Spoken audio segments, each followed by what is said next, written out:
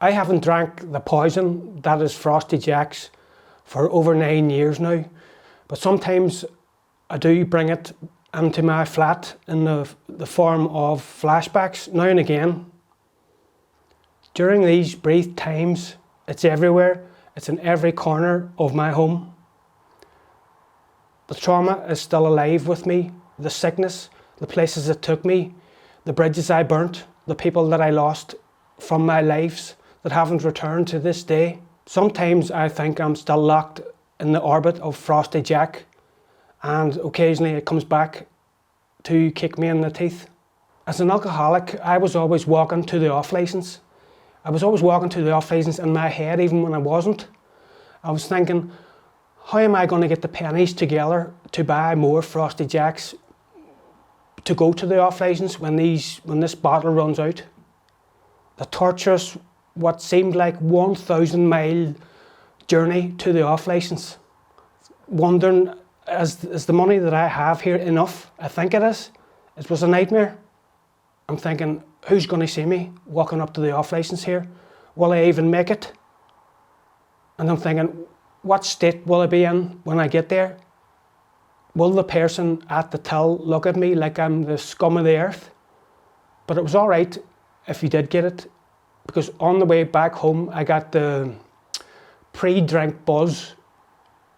You know, the everything's gonna be all right. Now I've got it. But oh no, they're not. My problems had just begun again. Deadly Doug Ellis. That's the nickname fans of Aston Villa Football Club, which Doug Ellis owned. They called him Deadly Doug Ellis because his brewery made Frosty Jack's white cider. If his loyal fans knew that what Doug made was deadly, then surely Doug knew also. But he kept producing it anyway because it made money out of the backs of the unfortunate. I remember one night coming off it, I was in this crazy delirium. I was trying to light a pencil with a cigarette lighter to smoke the pencil. I had fags, but I was trying to smoke the pencil.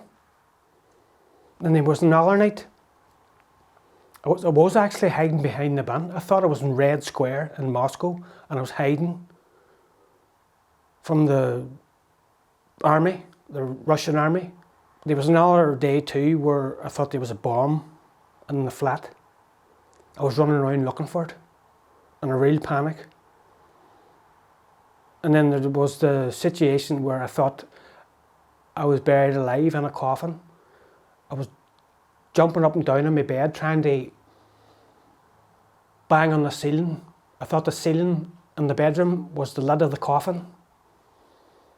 Even though it was in a bedroom, the mind, no, I wasn't in a bedroom, I was in a coffin, and I was trying to bang on the ceiling to get out, jumping up and down in the bedroom.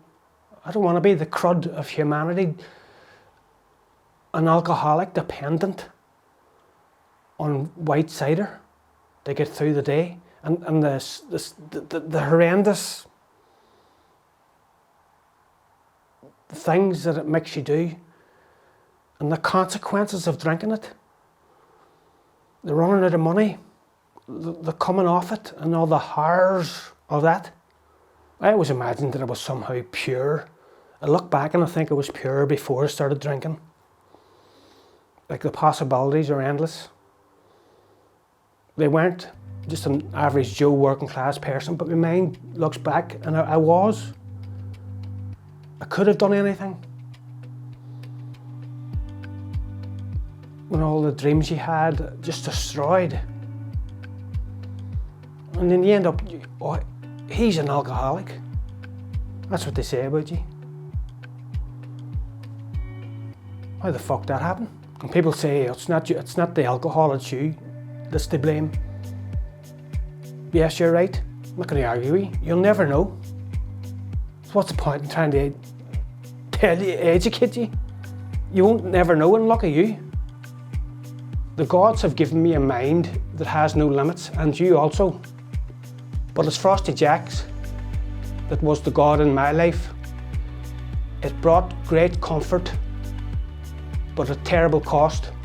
I used to worship it, and I used to pray to it over the porcelain altar of the toilet bowl when I was getting rid of it, when it made me sick. I used to hate it for making me suffer, but then I used to forgive it by drinking more of it. The danger when you're on it, as it is when you're trying to get off it, is your urge to self-preserve and to protect yourself goes away. It's almost like you're a pilot shot out of a cannon and you don't care. Preserving your own safety is not an issue. Frosty Jack's logo should be a skull and crossbone with a tagline, "Not for human consumption."